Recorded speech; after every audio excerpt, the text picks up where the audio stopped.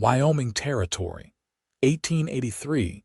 The wind howled across the dry basin like it was chasing ghosts, and Winnie Wallace tightened her arms around the two shivering children pressed against her sides. The prairie stretched endless and bare under a gray sky, not a soul in sight except for the buzzards circling high above. She had not eaten in 2 days. The canteen was dry. Her boots were torn at the seams, and yet she kept walking. Behind her, little Flora and Frank stumbled along, too tired to cry anymore. Their small hands clutched her skirt, their steps growing sluggish. She had found them 2 nights ago abandoned behind a burned-out wagon near the Powder River, their parents nowhere to be seen. Flora had whispered that there were gunshots. Frank had not spoken a word since. Winnie had not meant to get involved. She was headed to Fort Laramie, hoping to find work as a seamstress, maybe a bed in someone's attic. But when she saw those 2 sets of eyes staring up at her from under the broken canvas, she knew she was not leaving them behind. Now, they were all walking east, with nothing but the clothes on their backs and the growing threat of nightfall. Winnie's knees buckled and she dropped to the cold dirt. "All right," she whispered, voice cracking. "We rest here, just for a little while." Flora curled beside her without complaint. Frank sat with his arms around his knees, silent. Winnie stared out toward the horizon, her lips trembling. She had not cried in years, but the tears came now, hot and useless. She had no plan, no shelter, no one waiting on the other side, but someone was coming. The sound of hooves broke through the wind. At first it was faint, then louder, steady. Winnie stood fast, pulling the children behind her. Her heart pounded. Bandits, soldiers. Then she saw him. A lone rider, broad-shouldered and tall in the saddle, rode straight toward them. His hat was low, coat flapping with the wind, and his horse, a strong black gelding, moved with purpose. He pulled up a few feet away. "Ma'am," he said, voice deep and even. His eyes moved to the children, then back to her. "You all right?" Winnie could barely form words. We need help." He dismounted in one fluid movement and approached slowly, like he did not want to startle them. "Name's Waylon Everett," he said, kneeling beside Flora. "You hurt?" The girl shook her head. "I found them," Winnie said, voice hoarse. "Their wagon was burned. I think their folks are gone." Waylon looked at her then, really looked. His eyes were steady, the color of wet earth. "And you? Where are you headed?" She hesitated. "Nowhere anymore," Waylon nodded once. "Come on. My place is a few miles west. You can ride with me, all of you." Winnie blinked. "Why would you do that?" He stood and reached for her hand. "Because I was waiting for you long before you needed me." She stared up at him, stunned, silent. He said it like it was truth, like it was something he had always known. Waylon helped the children onto the horse first, then lifted her behind them. When she started to protest, he shook his head. "You are half frozen and running on nothing. Let me do this." He walked beside them, leading the horse. The wind died down as they moved. The cold seemed less sharp. They reached his homestead by dusk, a small cabin nestled between hills, smoke curling from the chimney. It was the kind of place built by quiet hands and long winters. Inside, it was warm, filled with the smell of stew and strong coffee. Waylon moved with calm purpose. He fed the children first, wrapped them in quilts, and set them near the fire. He listened when Flora whispered about the fire and the men with guns. He did not ask questions that hurt. Then he turned to Winnie. "You are shaking." "I am fine," she said, even though her teeth were chattering. He handed her a mug. "You are not." She sipped the broth in silence, watching him as he moved through the room. There was something steady about him, not just kindness but a quiet strength that settled in the bones. "Why are you alone out here?" she asked finally. Waylon leaned against the wall, arms crossed. "I used to work cattle drives. Got tired of always leaving, bought this land and stayed." No wife, no children, no, he said. Thought maybe someday, never found the right reason. She lowered her eyes, and now he took a slow breath. You look like someone who always gets back up, even when it hurts. Winnie blinked, caught off guard. And those children, Waylon glanced toward the sleeping pair, they do not need someone perfect. They need someone who stays. She looked at him for a long time. You do not even know us. I know enough. That night, he gave her the bed and slept by the fire. She tried to argue, but he only shook his head and said, You gave those children more than most would. Let me give you one night of peace. Winnie lay awake for hours, staring at the ceiling, wondering who this man was. Why he had found her in the middle of nowhere. Why his voice made her chest ache. In the morning, she woke to the smell of fresh bread and the sound of laughter. Flora sat on his knee, giggling as he showed her how to braid rope. Frank stood nearby, watching but not yet ready to join in. Winnie stood in the doorway, arms crossed, one brow raised. You planning to adopt them or just charm them? Waylon looked up at her and smiled. Just helping until you figure out what comes next. She walked toward him slowly. And if I have no idea what that is, his eyes stayed on hers. Then we figure it out together. Something inside her cracked, something that had been holding her together for too long. She sat beside him, close enough to feel the warmth of his arm. She did not know what the future held. But for the first time, she believed it could be kind. The frost held on longer than usual that spring, clinging to the north side of the hills like it didn't trust the sun to stay. Winnie took to rising early before the children stirred, to help Waylon with chores she hadn't touched since her father's farm in Missouri. Her hands, unused to rope and cold iron, blistered in the first week, but she said nothing. She didn't ask where the hens were kept or how he liked the milk stored. She watched and she learned. Waylon didn't hover. He let her work beside him in silence, offering a nod here, a quiet word there. But he noticed when she favored her right side after lifting the feed sack. And the next morning, he'd already moved it to the barn before she came outside. One morning, as the sky bloomed pale over the line of cottonwoods, Winnie stood at the edge of the garden plot, her skirt damp with dew. She bent over the rows, pressing seeds into the furrows Waylon had dug the day before. You've got a good hand for planting, he said behind her. She didn't look up. My father used to say a seed knows the difference between care and duty. Waylon leaned against the fence rail. That's so, he said. If you plant with worry in your chest, the ground will feel it. But if you plant with hope, you'll get a full harvest. She straightened, brushing dirt from her palms. Not sure I ever believed him. He studied her a moment. Maybe he was right, maybe not. Either way, you're putting something in the ground. That counts. She met his gaze then, and something passed between them, not warmth exactly, but understanding. They turned back to the rows without another word. Later that week, Waylon hitched the wagon and took them into town. It was a rough-edged place, barely more than a string of buildings. Dry goods, smithy, a church with a leaning cross, and a saloon that opened at noon whether the sun was out or not. Flora clung to Winnie's side, wide-eyed at the horses and strangers. Frank walked slightly behind, never straying far. Inside the mercantile, Winnie picked through bolts of muslin and coarse wool, her fingers lingering on a faded red calico. Need anything else? Waylon asked, setting a sack of flour on the counter. She held up the fabric. If you've got room in the budget, I could sew Flora a dress. She's outgrown the one she came in. He nodded once. Get what you need. She hesitated. You're already putting up with. You and those children aren't a burden, he said, quiet but firm. You're here now. That's enough. The shopkeep cleared his throat, uncomfortable with the intimacy hanging in the air. When he turned away, cheeks flushed, outside the wind kicked up dust along the street. Flora clutched her new ribbon as though it were spun gold.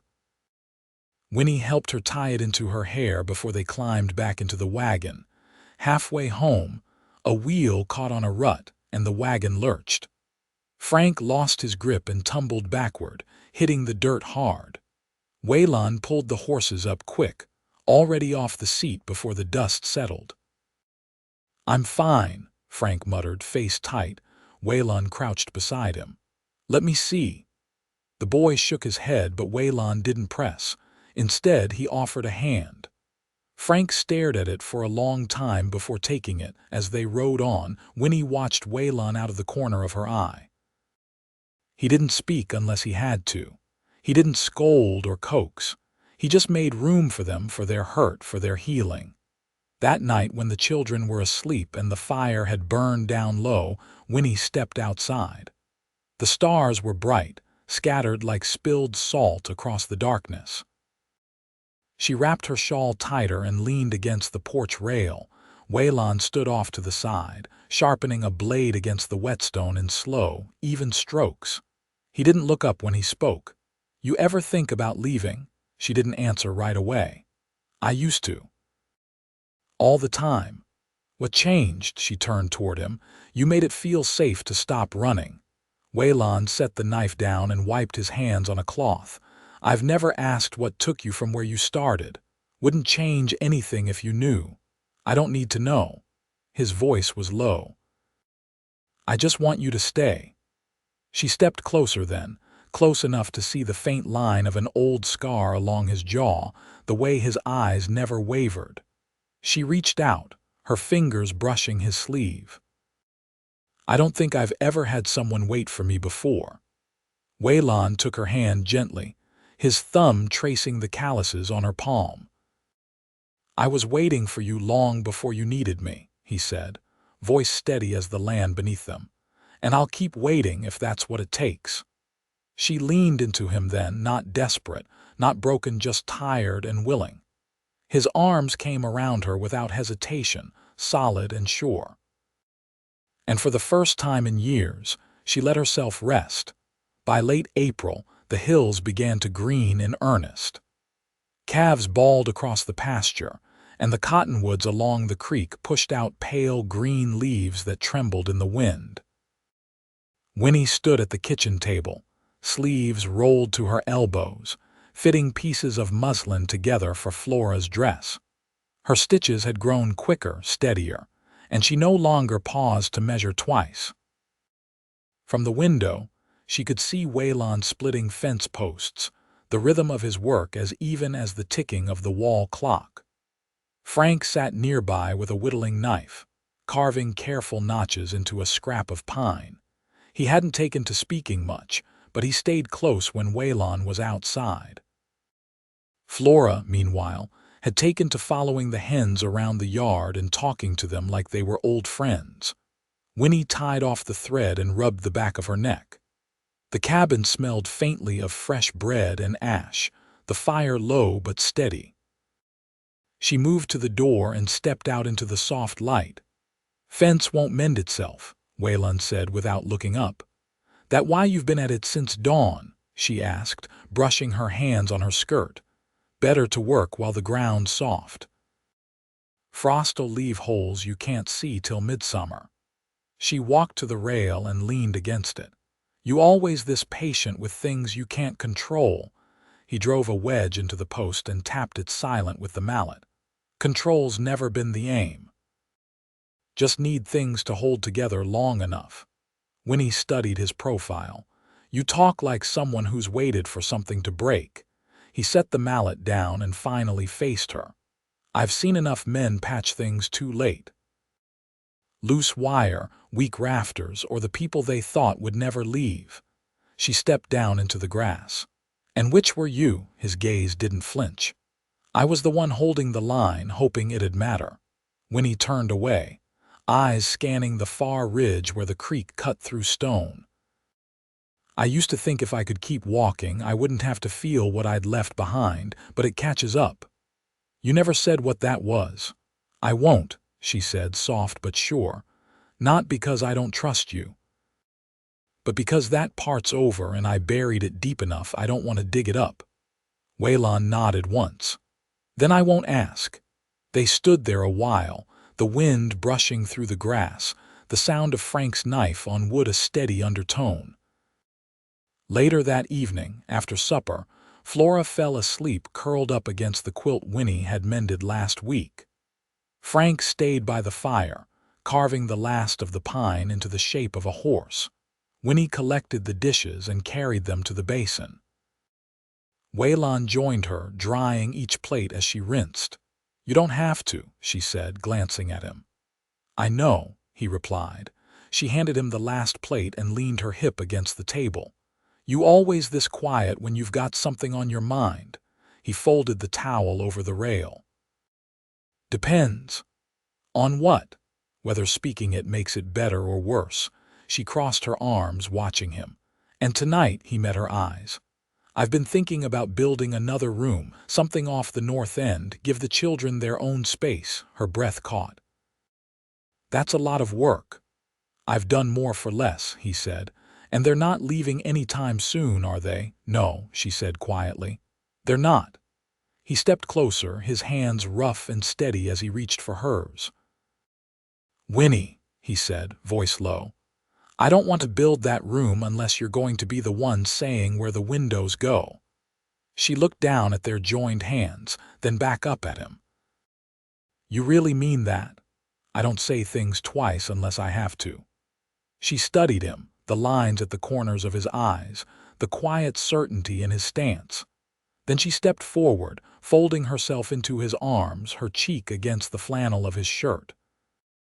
"I was waiting for you long before you needed me," he said into her hair, holding her like the world had finally stilled. And she, resting against him with the firelight flickering through the window behind them, whispered, "Then I'm not going anywhere." By early May, the river ran clearer, its banks soft from meltwater. The world outside the cabin had taken on a quiet rhythm: morning chores, meals shared at the long table, evenings lit by lamplight and low voices. It was a life built slowly, with no promises made aloud, only acted on in the shape of the days. Winnie stood barefoot in the shallow creek, her hem pinned up above her knees. She scrubbed the last of the linens against the washboard, her knuckles pink from the cold water, her brow damp beneath her bonnet. Across the bank, Waylon knelt beside a broken section of the chicken run, hammer low and steady. He didn't glance up, but she knew he was aware of her. He always was. She wrung out the cloth and stepped onto the flat stone where she'd left the basket. The sun was just high enough to warm her shoulders, and the scent of wild onion drifted faint from the meadow beyond the cottonwoods.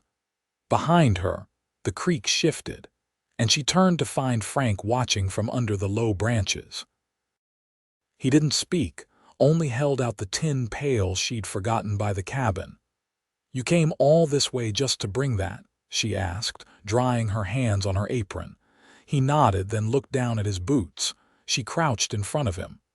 "You've gotten taller," she said. "And quieter somehow." Frank shrugged. "You don't have to say anything," she said. "But if you ever want to, I'll listen." He looked at her, then truly looked, and for the first time she saw a flicker of trust in his eyes, not all the way open but not closed either. As they walked back together, the sun filtered through the trees, dappling the path in broken gold. Flora was sitting with Waylon now, her hands full of feathers she'd collected from the yard.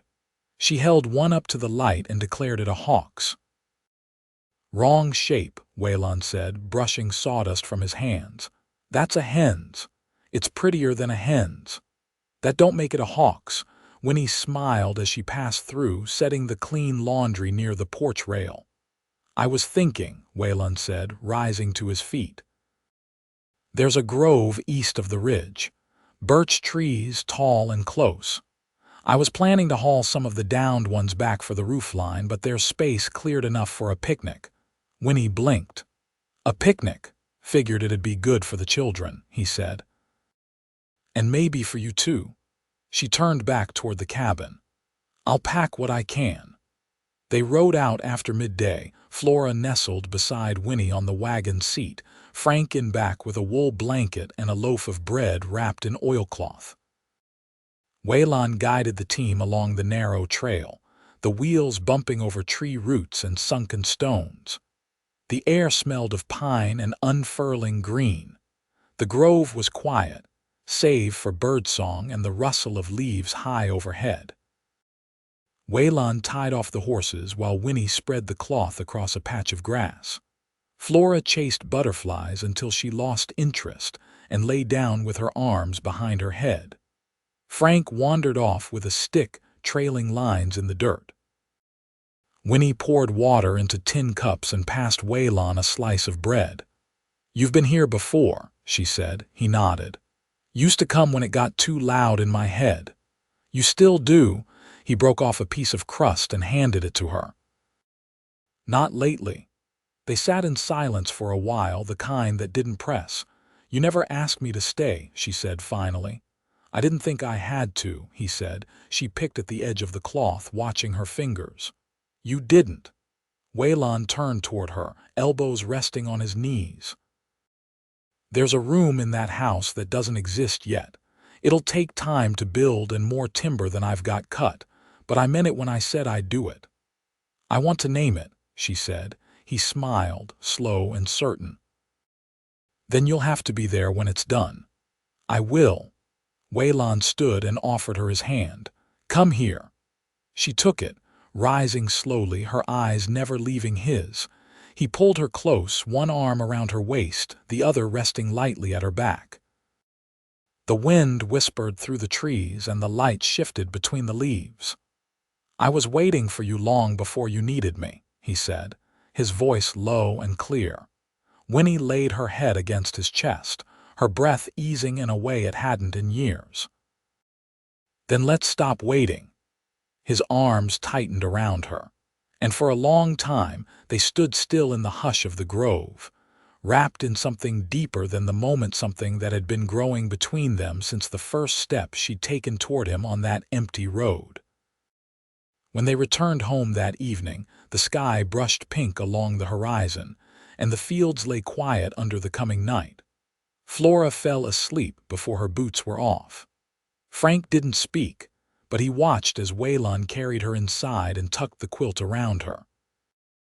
Winnie lingered at the doorway, watching the man who had waited without demand, who had built a life sturdy enough to make room for hers. Waylon looked up at her, and something passed between them again, not new, but newly understood. Tomorrow, they would start framing the new room. Tomorrow, she would mark the window's place. But tonight, they stood in the golden hush of a home they'd made, and nothing needed to be said. The last of the birch beams was hauled into place just after sunrise, the air damp with the smell of wet wood and soft earth. Waylon stood atop the ladder, his shirt damp at the collar, sleeves rolled to his elbows, as he secured the crosspiece into the north wall of what would soon be the children's room. Below, Winnie steadied the frame, her palms braced against the wood, her hair tucked beneath a kerchief that had once belonged to her mother. "You want the sill a little higher," he called down. "I want to see the ridge when I wake them," she said. "Keep it where it is." He nodded and fixed it in place, the hammer's rhythm echoing across the quiet slope. The children were still asleep inside, worn out from the day before, when they'd helped gather moss for chinking and picked wildflowers like they were gathering treasure. Flora had arranged hers in a tin can on the table. Frank had pressed his into a book, careful and quiet. By mid-morning, Winnie stood back and looked at what they'd raised, not just a room but a promise made real. The clapboard would come next, then the roof, and finally the small square window she'd insisted face east. She wiped her hands on her skirt. "You ever build something like this before?" Waylon stepped down from the ladder, voice even. "Not for someone I plan to keep." She didn't speak, but the look she gave him was full and unguarded. That evening she found Frank outside, sitting beneath the cottonwood with the carved wooden horse in his lap. She sat beside him, folding her legs under her. For a long while neither spoke. The air was close with the scent of sage and damp bark. "You want to stay?" she asked, her voice low. He glanced up, eyes wary. "I won't make you answer," she said. "But if you ever want to leave, I'd rather know. I'd rather help you do it right, if that's what you need." Frank traced a finger along the horse's back. "I don't want to leave." She let out a slow breath. "All right, then." He didn't say anything else, but he leaned slightly into her side, just enough that she could feel the weight of his shoulder against her. It was the first time he'd done that. Inside, Waylon was rolling up the blueprints he'd drawn by hand, lines careful and sure. Winnie stepped through the door, her shawl still draped from her shoulders. "Frank's staying," she said. Waylon nodded, but something in his face eased like a knot had come loose. "There's something I want to ask you," she said, voice steady. "I'm listening." She crossed to the table, resting her hands on the edge. "When I first came here, I thought I'd stay until the children had somewhere else to be. I thought I'd be a bridge." He waited. "But I don't want to be a passage anymore. I want to be a place. I want to belong here. With them, with you." Waylon stepped toward her, the lamplight casting his shadow long across the floor. "You already do." "No," she said, her voice trembling just slightly. "I mean, I want to marry you." Waylon's expression didn't shift, but his hands found hers, folding over them like they'd always belonged there. "You sure you're asking?" he said. "I am." "Then I'll ask too," he said. "Will you be my wife?" She nodded, tears bright in her eyes. "Yes." They married under the cottonwoods 2 Sundays later, with the preacher from over the ridge riding in to perform the vows. Flora wore her red calico dress, now let out at the seams, and Frank stood beside Waylon, his wooden horse tucked into his pocket like a talisman. There was no music, but Flora sang something soft as the sun set, and the wind moved through the leaves like it was listening. They ate biscuits with honey and drank coffee from tin mugs. And when the fire burned low and the stars rose over the hills, Waylon and Winnie stepped away from the others and stood where the garden met the field. "You ever think it would look like this?" she asked. "Not once," he said. "But I knew it would feel like this." She leaned into him, her head on his chest. "I want to grow old here. I want to see them raise children of their own. I want to mend things and plant things and wake up beside you till we're gray." His arms came around her, certain and warm. "That's what we'll do." Years passed, as they always do. The house grew, first the room for the children, then a cellar, then a porch where Waylon carved with Frank and Winnie peeled apples for drying. Flora learned to ride bareback and later taught a neighbor's boy his letters. Frank took to the forge, and Waylon built him a small smithing shed on the edge of the meadow. Winnie and Waylon grew older together, not quickly, but in the way of those who have nothing to run from and no reason to leave. They planted lilac along the fence and watched it bloom each spring.